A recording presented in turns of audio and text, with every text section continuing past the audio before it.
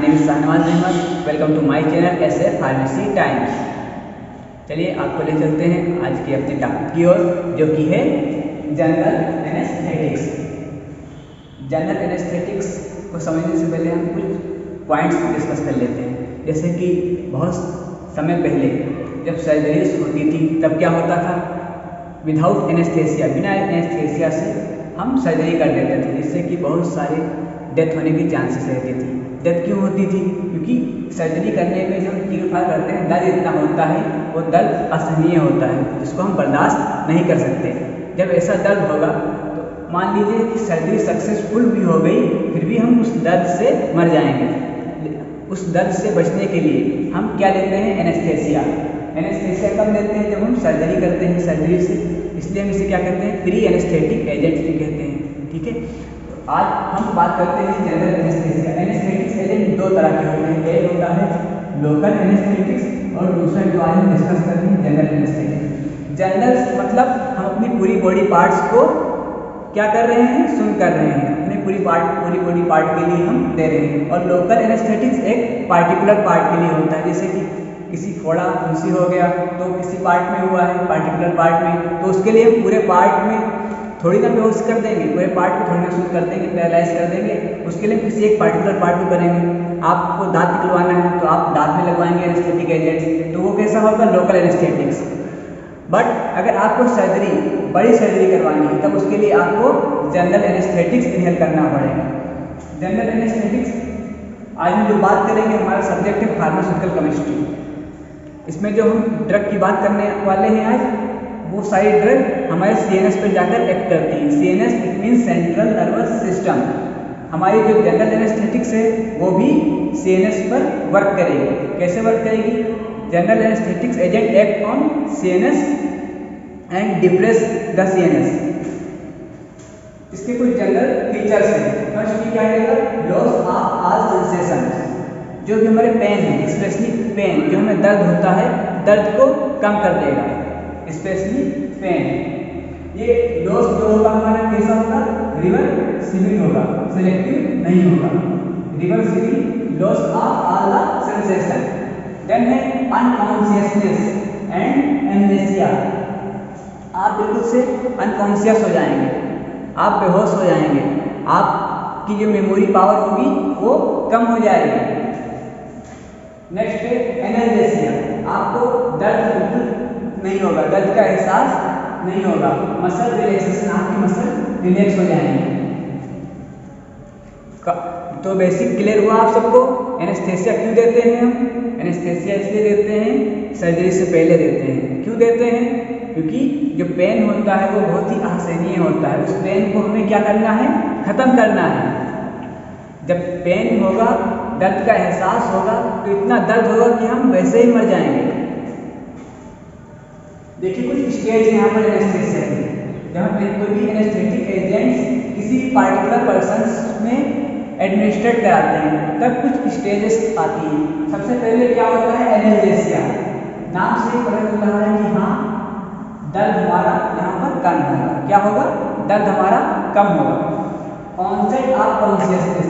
जब हम क्या करेंगे? अपने किसी भी एनेस्थेटिक एजेंट को किसी पार्टिकुलर पर्सन के बॉडी में एडमिनिस्ट्रेट करेंगे, तब क्या होगा? Onset of consciousness. ये एजेंट्स अपना एक्शन करना स्टार्ट कर देंगे और आप धीरे धीरे अनकॉन्शियस हो जाएंगे। ठीक है, तो आप पहचान कैसे की जाएगी? आप कोई भी पार्टिकुलर पर्सन आपको पिंच करेगा, आपको उसका एहसास नहीं होगा। आपको कोई चुटकी काटेगा, आपको उसका एहसास नहीं होगा। तो इस तरह से हम इसको आइडेंटिफाई कर सकते हैं कि हाँ, हमारे एजेंट्स ने वर्क करना स्टार्ट कर दिया है। देन नेक्स्ट स्टेज आती है डेलिरियम और एक्साइटमेंट स्टेज। इस स्टेज में क्या होगा? अब आप पूरी तरह से कॉन्शियस को खो देंगे। Loss of consciousness to loss of eyelid reflexes. आपकी आंखें बंद होने लगेंगी। क्या होगा? आपकी आंखें बंद होने लगेंगी और आप स्लीपिंग मोड में जाने लगेंगे। ठीक है, देन नेक्स्ट आता है सर्जिकल एनेस्थेसिया। ये स्टेज कौन सी है? Stage 3, surgical anaesthesia. इस स्टेज में क्या होगा? आपकी जो आईलिड्स, आंखें बंद हुई थी, उसके साथ साथ आपको क्या होगा? जो मोस्ट ऑफ वाइटल फंक्शन होते हैं आपके बॉडी पार्ट में, सारे डिप्रेस हो जाएंगे। आपकी हार्ट बीट, आपका रेस्पिरेटरी, सारे पार्ट्स जो हैं वो डिप्रेस हो जाएंगे। और सर्जिकल एनेस्थेसिया स्टेज, इसके नाम से ही पता चल रहा है कि ये कौन सी स्टेज है, सर्जिकल स्टेज। मतलब जितने भी सर्जरी होती है, जितने भी प्रोसीजर होते हैं सर्जिकल से रिलेटेड, ये सारे इसी स्टेज में होते हैं। जब हम इस स्टेज पे पहुंचेंगे तो जितना भी आपको तोड़ना फाड़ना है सब इसी स्टेज पे हो जाना है, इसके आगे हम नहीं जाएंगे। तो जो भी पर्सन हमें एनेस्थेटिक एजेंट्स क्या कर रहा है, इंजेक्ट करा रहा है, एडमिनिस्ट्रेट करा रहा है, तो वो बहुत ही केयरफुली कराना चाहिए उसको, और उसको बहुत ही अच्छा नॉलेज होना चाहिए, एक्सपीरियंस होना चाहिए। क्योंकि अगर इसमें थोड़ा सा भी डोज का फर्क हुआ, ज़्यादा कम हो गया, तब आपको चांसेस है कि आपको डेथ हो सकती है। ठीक है, आप पैरालिसिस कोमा में जा सकते हैं। ठीक है, तो जितनी भी सर्जरी होगी कौन सी स्टेज पर होगी, थर्ड स्टेज पर, जो कि है सर्जिकल एनेस्थेसिया। हाँ, तो हमारे लिए इम्पोर्टेंट कौन सी, फर्स्ट, थर्ड एंड थर्ड, तीन ही स्टेज हमारे लिए इम्पोर्टेंट है। हम चौथी स्टेज पर नहीं जाएंगे। कहाँ नहीं जाएंगे, चौथी स्टेज पर नहीं जाएंगे। जब चौथी स्टेज पर चले गए भी अगर, तो किस कंडीशन होगी, कौन सी कंडीशन होगी, हमने बहुत ही हायर डोज में क्या किया है, एनेस्थेटिक एजेंट किसी पर्टिकुलर बंदे के अंदर एडमिनिस्ट्रेट करा दिया, तब ये कंडीशन आ सकती है कि हम चौथी स्टेज पर चले जाएं। जब हम चौथी स्टेज पर चले जाएंगे तो क्या होगा, मेडुलरी पैरालिसिस, मतलब हमारे जो बाकी फंक्शन डिप्रेस हुए थे वो फेल होना स्टार्ट कर देंगे, जैसे कि रेस्पिरेटरी और सर्कुलेटरी फंक्शंस हमारे क्या होंगे, फेलियर हो जाएंगे। हमारी हार्ट बीट जो इरेगुलर थी, हमारे रेस्पिरेटरी ट्रैक जो था, सारे जो इरेगुलर हुए थे वो क्या हो जाएंगे, डिप्रेस होके क्या हो जाएंगे, फेलियर हो जाएंगे, और हमारी डेथ भी हो सकती है, हम कोमा में जा सकते हैं। ठीक है, तो हम इस स्टेज को क्या करते हैं, अवॉइड करते हैं कि ये स्टेज ना आने पाए। इसको ना आने के लिए हमें एक्सपीरियंस पर्सन से ही एनेस्थेसिया एडमिनिस्ट्रेट कराना चाहिए। हमें चाहिए कितनी स्टेज पे, फर्स्ट, सेकंड एंड थर्ड। अच्छा, कभी कभी ज़्यादा डोज की बात होगी, कभी कभी डोज कम भी हो सकती है। कभी कोई पर्सन कम भी डोज तो इंजेक्ट करा सकता है, कोई प्रोफेशनल्स। तो उस कंडीशन में क्या होगा, आपका ऑपरेशन चल रहा है और आपके डोज खत्म हो गई, तो आप उठकर बैठ जाएंगे, आपको दर्द होने लगेगा, तब उस कंडीशन में भी आपकी डेथ हो सकती है। इसलिए जो भी एडमिनिस्ट्रेट कर रहा है उसको, जिससे भी करवा रहा है, तो दोनों के पास क्या होना चाहिए, एक को रिलेशन होना चाहिए अच्छे से, कि हाँ जो एडमिनिस्ट्रेट करा रहा है, उसको जो दे रहा है, इंजेक्ट करा रहा है, उसके पास अच्छा एक्सपीरियंस होना चाहिए कि हाँ हम इतने 2 घंटे के लिए सर्जरी कर रहे हैं, तो हम 2.5 घंटे 3 घंटे का हम एनेस्थेटिक एजेंट देंगे उसको। ठीक है, अब बात करते हैं कुछ कॉन्सेप्ट, बेसिक कॉन्सेप्ट, यहाँ ये कैसे लॉस होता है, कैसे इसको कट कर सकते हैं, कैसे इसको खत्म कर सकते हैं, उसका मतलब पॉसिबल मैक्सिमम ऑफ एक्शन क्या होता है हमारे जो हम एजेंट दे रहे हैं। देखिए, हम बात करते हैं ब्लड पढ़ रहे हैं सीएनएस की, तो मान लीजिए हमारा क्या है, ब्रेन है, क्या है, ब्रेन। अब हमारे ब्रेन से क्या होते हैं, बहुत सारे बॉडी पार्ट्स अटैच होते हैं, क्या होते हैं, मान लीजिए हाथ है, पाँव है, या कोई बॉडी पार्ट, क्योंकि हमारा जो ब्रेन होता है वही हमारे पूरे बॉडी पार्ट को कंट्रोल करता है। ब्रेन क्या है कि कोई भी फंक्शन से हम बोल पा रहे हैं तो ये ब्रेन की वजह से हो रहा है, क्योंकि हमारा मस्तिष्क जो है हमें कंट्रोल कर रहा है। मान लीजिए हमारा हाथ पैर है या कोई भी और बॉडी पार्ट है, ठीक है, तो इसमें 2 सिस्टम होता है, एक सेंसरी, एक मोटर। क्या होता है, सेंसरी। सेंसरी मतलब जो भी हुआ वो मैसेज हमारे, जो भी हमारे बॉडी पार्ट में कुछ भी हुआ, हलचल हुई, तो उसका मैसेज हमारे ब्रेन तक ले जाना, जिसका काम है सेंसरी का। देन उस मैसेज को रिकॉर्ड करके कौन लाता है, मोटर, फिर से वापस लाता है। मान लिया हमारे हाथ में बहुत तेज से चोट लगी, क्या हुआ, बहुत तेज से चोट लगी, ठीक है, तब हमें उसका एहसास तुरंत नहीं होगा, हमारा मैसेज सेंसरी उस मैसेज को लेके ब्रेन तक जाएगा कि हाँ इसके हाथ में चोट लग चुकी है, अब इसको दर्द का एहसास कराओ, तब यहाँ से मोटर से मैसेज आएगा और हमें दर्द का एहसास होगा। ठीक है, तो हमें करना क्या है, हमें दर्द का एहसास ना हो तो उसके लिए हमें क्या करना है, हमें मैसेज सेंसरी ले जाना है कि इस रास्ते को ये काट दें, रोक दें, ठीक है, रास्ते को रोक दें, तब मोटर हमारा मैसेज भी लेके आएगा कि हाँ इसको दर्द का एहसास कराओ, तब हमें दर्द भी नहीं होगा। तब जनरल एनेस्थेटिक्स का भी मेन पॉइंट या मेन गोल यही है कि हम जो सेंसरी मैसेज दे जा रहा है उसको रुकवा दें, ठीक है, रोक दें, जिससे कि क्या हो, पेन का एहसास ना हो। ठीक है, तो हम कुछ बात करते हैं मैक्सिमम एक्शन की। मैक्सिमम एक्शन का मतलब होता है कि कोई पार्टिकुलर ड्रग है हमारी, तो उसका पॉसिबल वर्क करने का तरीका क्या है कि हमारी बॉडी में जाके वो अपना एक्शन कैसे देगी। तो हमारे जो भी जनरल एनेस्थेटिक्स होते हैं उनका मेन टारगेट जो है हमारे न्यूरोनल आयन चैनल होते हैं। हमारे ब्रेन में बहुत सारे आयन चैनल्स होते हैं, ठीक है। तो हमारे न्यूरॉन्स में क्या होते हैं, आयन चैनल्स होते हैं। तो उनमें कुछ प्रोटीन मॉलिक्यूल्स होते हैं। तो मेन टारगेट हमारे जनरल एनेस्थेटिक्स का होता है कि वो प्रोटीन मॉलिक्यूल्स पर जाकर अपना एक्शन शो करें, ठीक है। तो एनेस्थेटिक एजेंट क्या होते हैं, वो बाइंड करते हैं ग्लाइसिन ग्लूटामेट रिसेप्टर से। रिसेप्टर्स हमारी बॉडी में पाए जाते हैं। आपको इसके बारे में नेक्स्ट लेक्चर में बताएंगे अच्छे से डिटेल में, जब हम और भी डिसीज के बारे में पढ़ेंगे, ठीक है। एनेस्थेटिक एजेंट क्या करेगा, ग्लाइसिन ग्लूटामेट जैसे रिसेप्टर्स जाके बाइंड करेगा और कुछ मेजर आयन चैनल्स जो होते हैं उनसे जाकर बाइंड करेगा। देन कुछ जो हमारी मेडिसिन है जैसे कि नाइट्रस ऑक्साइड है, तो नाइट्रस ऑक्साइड हमें निकोटीन रिसेप्टर से बाइंड करेगा और एनएमडीए रिसेप्टर से बाइंड करेगा। इंट्रावेनस जो है वो गाबा और कीटामाइन जो ड्रग है हमारी एनएमडीए रिसेप्टर से बाइंड करेगी जाकर। तो जब हमारी ड्रग है इसके लिए पार्टिकुलर रिसेप्टर्स बने हुए हैं, कौन सी ड्रग हमारे किस रिसेप्टर से जाकर बाइंड करेगी।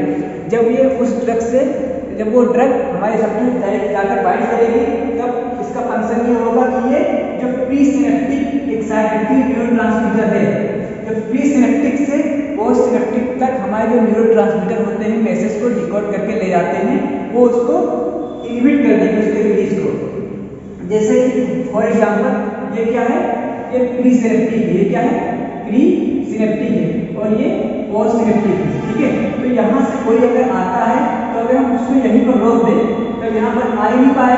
तो मेन काम यहाँ पर यही हो रहा है कि क्या करते हैं, इनहिबिट करते हैं release of pre synaptic excitatory neurotransmitter को। जो न्यूरोट्रांसमीटर है एक्साइटेटरी उसको रिलीज को इनहिबिट कर दे रहे हैं, जिससे कि वो पोस्ट सिनेप्टिक तक नहीं पहुंच पा रहा है। और क्या कर रहे हैं, ये इनहिबिटरी आयन चैनल्स जो होते हैं पोस्ट सिनेप्टिक पर क्या होते हैं, यहाँ पर बहुत सारे आयन चैनल्स होते हैं। अब ये इनको इनहिबिट करने को इंक्रीज करते हैं।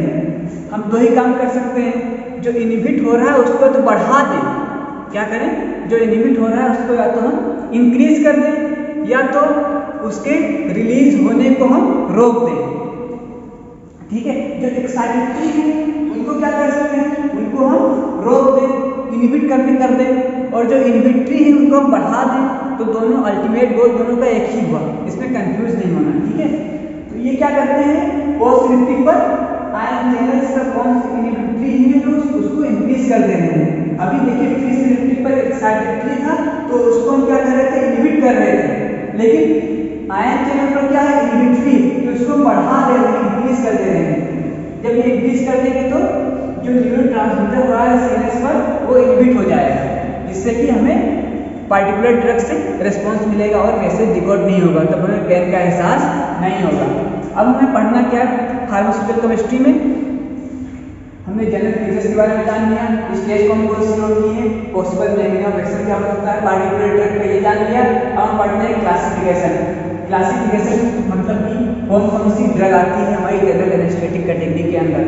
जनरल एनेस्थेटिक से हमारी दो कैटेगरी आती है, first inhalation anaesthetic, second intravenous anaesthetics. Inhalation anaesthetics मतलब जो भी ड्रग हम अपने माउथ से एडमिनिस्ट्रेट करें, या बहुत सारे आपने स्प्रे देखा होगा पार्टिकुलर जो हम अपनी नोज से लेते हैं, नेजल रूट से लेते हैं, तो उसमें बहुत सारे आते हैं। देखिए गैसियस कैटेगरी में आता है नाइट्रस ऑक्साइड, फिर वोलेटाइल कैटेगरी में बहुत सारे ड्रग हैं जैसे कि ईथर, हेलोथेन, आइसोफ्लुरेन। इसको आपको याद करना पड़ेगा, इससे आप लोग याद कर लेना अच्छे से। नेक्स्ट आता है इंट्रावेनस। इंट्रावेनस में कई ड्रग आती है जैसे थायोपेंटोन सोडियम, डायज़ेपाम, कीटामाइन, फेंटेनिल। हमारे जितने भी जनरल एनेस्थेटिक एजेंट से उनका गोल क्या होना चाहिए कि वो प्री सिनेप्टिक पर जो एक्साइटेटरी न्यूरोट्रांसमीटर रिलीज हो रहा है उसको इनहिबिट कर दें या उसके रिलीज को रोक दें, या पोस्ट सिनेप्टिक पर जो हमारे आयन चैनल्स होते हैं वो पोस्ट सिनेप्टिक पर उनके जो इनहिबिटरी आयन चैनल है उनको बढ़ा दें, इंक्रीज कर दें, ठीक है। तो दोनों का अल्टीमेट गोल सेम ही होगा। अब हम बात करते हैं अपने स्ट्रक्चर की ओर, जो हमें फार्मास्यूटिकल केमिस्ट्री में जो स्टार कंपाउंड्स हैं हमारे सिलेबस में उनके बारे में पढ़ना है। सो फर्स्ट है कीटामाइन हाइड्रोक्लोराइड। कीटामाइन हाइड्रोक्लोराइड के स्ट्रक्चर में हम देखते हैं कि एक बेंजीन रिंग है और एक ही इसे क्या कहते हैं, साइक्लोहेक्सेन की एक रिंग है। ठीक है, अगर हमें इसका नॉमेनक्लेचर करना है तब कैसे करेंगे, मतलब देखते हैं आर्थो पर क्या है, क्लोरीन ग्रुप एड। ठीक है, 2 नंबर पर जैसे लिखते हैं आर्थो, क्लोरो और फेनिल। बेंजीन में क्या कहते हैं, phenyl. 2 ortho chloro phenyl. 2 number पर यहाँ पर है NH इसे कहते हैं मेथाइल एमीन। 2 मेथाइल एमिनो ये क्या है, साइक्लोहेक्सेन की रिंग। ठीक है, तो और जो यहाँ पर डबल बॉन्ड ओ लगा हुआ है ओ को क्या कहते हैं, ऑन। ओ को ऑन कहते हैं, तो क्या हो जाएगा, साइक्लोहेक्सेनॉन। HCl means hydrochloride. क्या हो गया इसका, 2 आर्थोक्लोरोफेनिल 2 मेथाइल एमिनो साइक्लोहेक्सेनॉन हाइड्रोक्लोराइड। ठीक है, अब मैं इसके यूज के बारे में पढ़ना यूज है पता है कि यहाँ जनरल एनेस्थेटिक्स में यूज करते हैं, इलेक्ट्रिक एनेस्थेटिक के लिए यूज करते हैं, कि ये डिसोसिएटिव एनेस्थेटिक होता है। नेक्स्ट स्ट्रक्चर हमारा थायोपेंटाल सोडियम। थायोपेंटाल सोडियम के हम नॉमेनक्लेचर की बात करें तो 5 नंबर पर देखते हैं क्या है, ethyl C2H5 5 ethyl 5 1 methyl and butyl 8 में 2 ब्यूटाइल 2 थायो बार्बिचुरेट। ये जो स्ट्रक्चर बना हुआ है इसका है, ये बार्बिचुरेट का स्ट्रक्चर है, तो ये हो जाएगा बार्बिचुरेट। क्या होगा, 5 एथाइल 5 1 मेथाइल ब्यूटाइल 2 थायो बार्बिचुरेट। अब ये भी इसका यूज भी सेम होगा। तो हमने जनरल एनेस्थेटिक्स के बारे में अच्छे से जान लिया। ठीक है, तो ये सारी डिस्कस हमारे जनरल एनेस्थेटिक्स के लिए है। मिलते हैं अगले लेक्चर में अगले टाइम पर। ठीक है, अगला लेक्चर जो हमारा एंटीसाइकोटिक्स एजेंट्स हैं उसके बारे में डिस्कस करेंगे। Thank you so much.